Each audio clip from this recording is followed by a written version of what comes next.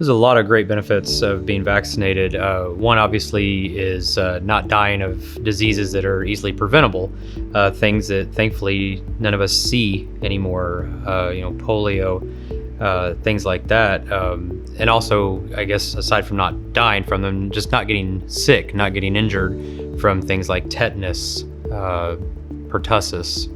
Yeah, I think in my practice, what I see a lot of times is someone who gets a influenza vaccine, for example, where later in the season they may get the flu, but they really have mild symptoms. We're not having to hospitalize them. They're not in a lot of bad shape, and we can attribute a lot of that to having been vaccinated against influenza. I think vaccines are very important for children. Early on in life, kids don't have much of an immune system. Vaccines help develop that. Diseases that they haven't come in contact with, thankfully we can vaccinate against them so that whenever their body, if and when does ever experience that particular disease, doesn't cause them to get sick. I don't think there are any vaccines that I feel are more important than another. There are some that I try to push a little bit because they get forgotten with time, being tetanus for one. A lot of times it's not required after, say, high school. And so a lot of people forget that every 10 years we should still be vaccinating against tetanus because it's always in the environment. I think the importance of getting vaccinated, not just for yourself, but also the community, has become a lot more understood, I think, in the last couple of years with the description of COVID vaccines, for example, and everyone learning or hearing again the term herd immunity.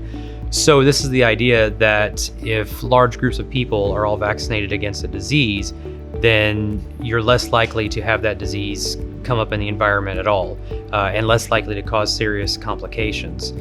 And so I think that when people are looking to get a vaccine, yes, they're helping themselves, but they're also helping everyone around them.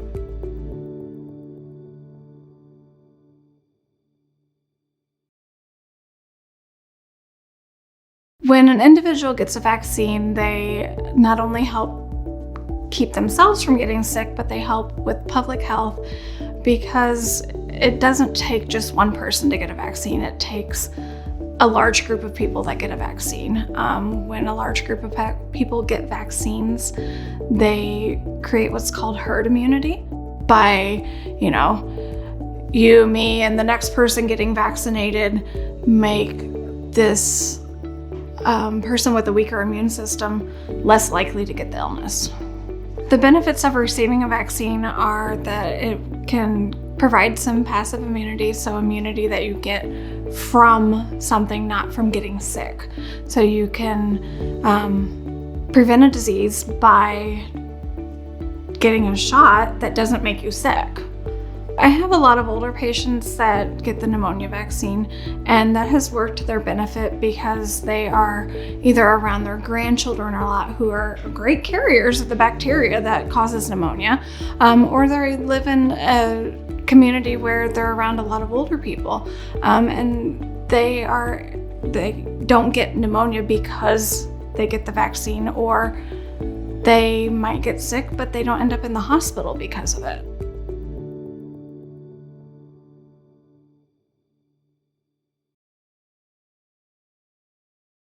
It's easier to prevent a disease than treat a disease. It's less costly to the healthcare system, and we have better patient outcomes when we use prevention, and vaccines is a big part of that. When I was in school as a nurse practitioner, I was taught with a focus on prevention. It's easier to prevent a disease than treat a disease. It's less costly to the healthcare system, and we have better patient outcomes when we use prevention, and vaccines is a big part of that. Working with a mostly geriatric population at this clinic, the Shingles vaccine has become very important to me. I have seen the devastating effects from long-term shingles. Talking about people that have lifelong pain and disability, it can affect your vision. There's so many things that can go into that, and it can be prevented with a vaccine. That part of the appointment that I'm spending educating the patient, we're talking about things that, well, I heard that, the COVID vaccine is going to affect fertility. Well, ACOG, which is the American American College of Gynecology that puts all the up-to-date information, all our treatment guidelines, when to do a pap test, how to treat chlamydia, how to treat gonorrhea. Those things all come from that website, that group of scientists and physicians. So, and they have said safe. The risk of COVID with pregnancy is so much higher than getting the vaccine. So please, if you're pregnant, if you're breastfeeding, get the vaccine, it's safe. This is where I was raised. This is where my children are raised. Possibly my grandchildren will be raised here. I worry about the health of this community. And so I worry about those people that are most vulnerable in the population. For instance, if you and I contracted COVID, we might be fine. We might do okay. But I'm willing to get a vaccine to protect my grandmother, my mother, my neighbors, those kind of things. So yes, and I have seen not only with shingles, but also with COVID, I've seen people that are healthy, young individuals that have had really some long-term complications. In my practice, I have seen death. I have seen so many complications from COVID, and I'll tell you, I've only seen maybe one complication from the vaccine. So when you look at the big picture and you look at the risk and you look at the devastating effects of COVID, it just makes sense to get the vaccine.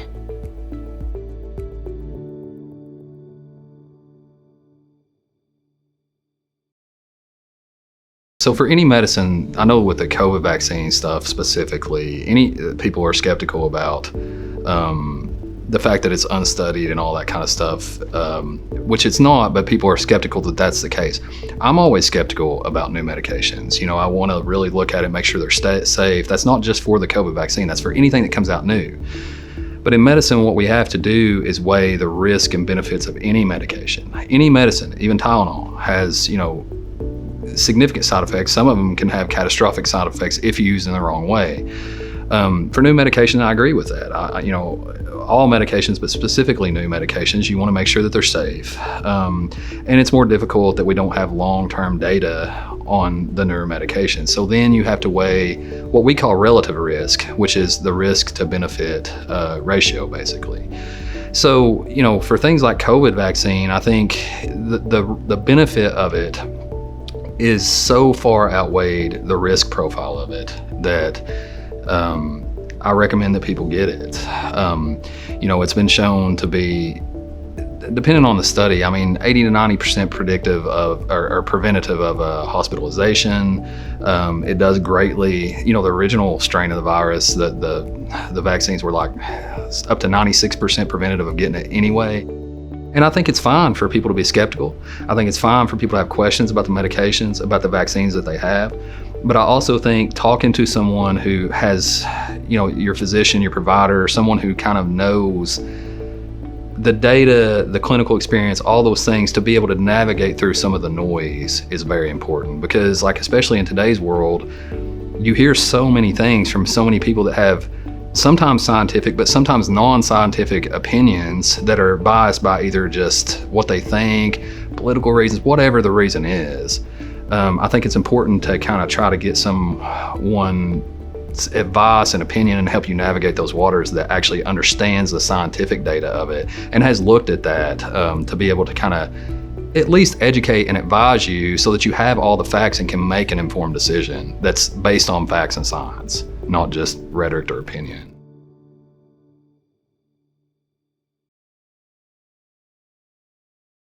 The benefits of receiving a vaccine is usually that it helps build a robust immune system, especially in children and the immunocompromised and those with chronic illnesses. It does prevent certain diseases, and it has eradicated certain diseases as well.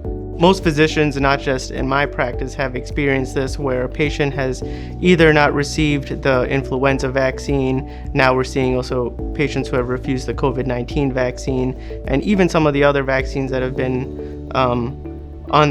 been there for a while, like the hepatitis A vaccine. And then we've seen them hospitalized either with a severe illness, with a superimposed bacterial infection, and had sepsis and had to be hospitalized for some time, especially patients who have refused the hepatitis A vaccine and develop liver issues or liver failure.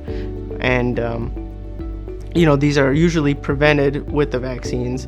It doesn't prevent you from getting the infection, especially for influenza and COVID-19, but it does prevent severe outcomes. And we are seeing that in the community as well as in the hospital, that patients who receive vaccine usually have less severe illness or sometimes don't have any symptoms at all. And especially with hepatitis A and some other vaccines, that they completely will prevent you from getting the virus completely.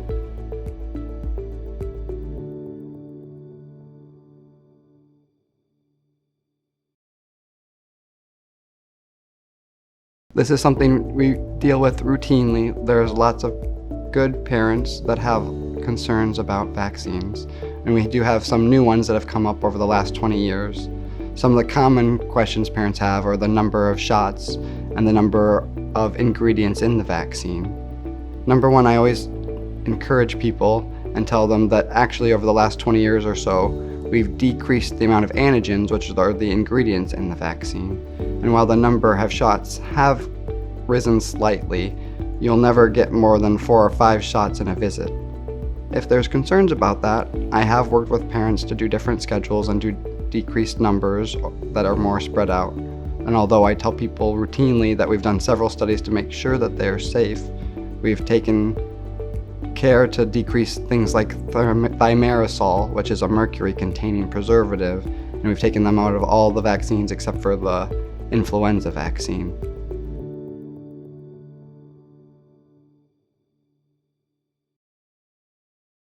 There are a lot of benefits to receiving a vaccine. There are benefits to the patient as well as benefits to society and the community. Vaccines allow patients to stay healthy, and it also helps to prevent communicable diseases from people within the community. The two that we would see would be the HPV or the Gardasil vaccine, because that can prevent cervical cancer in young women and older women, but that has been a huge leap for vaccines and preventable disease in this area. Also, the Shingles Vaccine for shingles prevention helps also to prevent getting shingles. People who are vaccinated help to also prevent mutation of the virus. And so when there is a majority of society who is vaccinated, then the mutation rate tends to be much, much less, because there are less opportunities for the virus to invade people and to mutate. So when people are vaccinated, not only do they help to protect themselves from the virus, they also help to protect others from the virus. And so there are a lot of people who are scared of the vaccine, and I understand that, but they should also be scared of getting their grandma infected. They should be scared of getting their children infected. They should be scared of themselves being infected. If for no other reason, how erratic the virus is and how it affects people. We don't know why some people have to be on a ventilator and other people just have some loss of taste and smell. If it was a consistent infection rate and there was a consistent symptomatology with it, then I would understand that. But there's so much difference in how different people are affected that it's a very scary virus.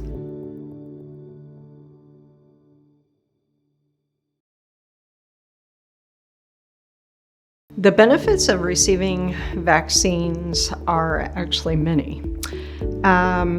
Promoting the health of our communities is one very big one. In addition to promoting personal health, preventing disease, disability, and actually death. I have many patients who have multiple comorbidities, as many family practice providers do. You know, they have diabetes, they have heart disease, they have hypertension, and also lung disease. And in those individuals, immunizations are very important to prevent further disease and disability in their lives. So in those individuals, it's very important. There are so many different combination vaccines for children now. So it used to be that each vaccine was given individually. So a child may have to get 4 or 5 shots at a time. Whereas now we have combination vaccines that have between 3 and 4 different vaccines in one shot. So a child may have to get 1 or 2 vaccines per visit versus 4 or 5 shots. Vaccines help public health by creating a herd immunity, basically. And healthy people need to be vaccinated in order to develop that herd immunity. And to protect those individuals who may be under vaccinated, in other words, individuals who cannot mount a strong enough immune response to a vaccine, such as elderly individuals or individuals who can't receive vaccines due to being immunocompromised. So individuals who are healthy, it's even more important that those individuals become vaccinated so that our communities stay healthy and that herd immunity can continue to go on.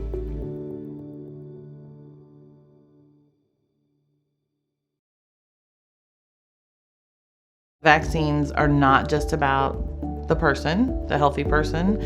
Even if a person is healthy, we still want them to build those immunities, because those, you can transmit diseases without knowing you even had them. So that's exactly why we want everyone to be immunized.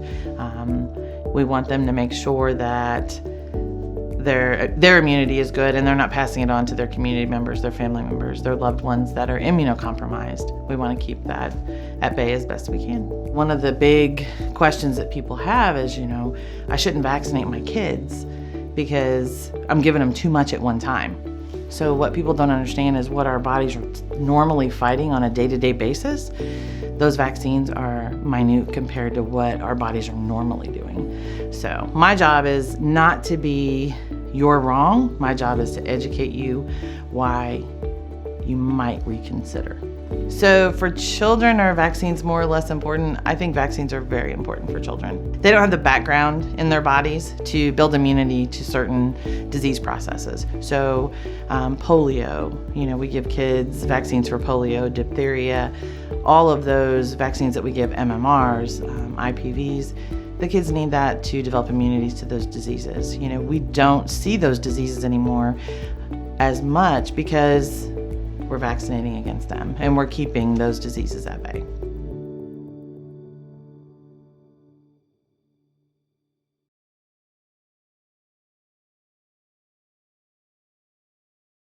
Vaccines require an enormous amount of research. I will say, just to bring up the COVID vaccine, I went to medical school with the gentleman who developed the Moderna vaccine. And he developed it in one day, but it was based on a decade of research. He studied the mRNA vaccines for a long, long time before he developed the Moderna vaccine. So it's not something that was done without research. And at this point in time, we're looking at in the United States, probably the best safety program for vaccines anywhere in the world. Our vaccines it's hard to bring them to market. It can take decades to get the concept of a vaccine into availability to the public. And the reason that it takes so long is because they are so careful about safety. With this newest vaccine, a lot of that research took place prior to the development of the vaccine. And then when you go from the development of the vaccine into giving it to people, there are stages that you need to go through in order to make sure that it's safe and effective. And in order to do that in the United States with the COVID vaccine, they overlapped those stages to compress the time. So it came to the public very, very quickly. And that's something that worries many, many people.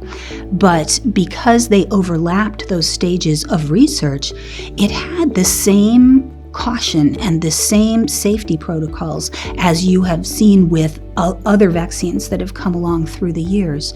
So I think that our new technology has made it possible for us to develop vaccines and get them to the public in a much more timely fashion than has happened in the past. So this is a new age, and I think that we have the possibilities of being a healthier community if people are willing to take part in that.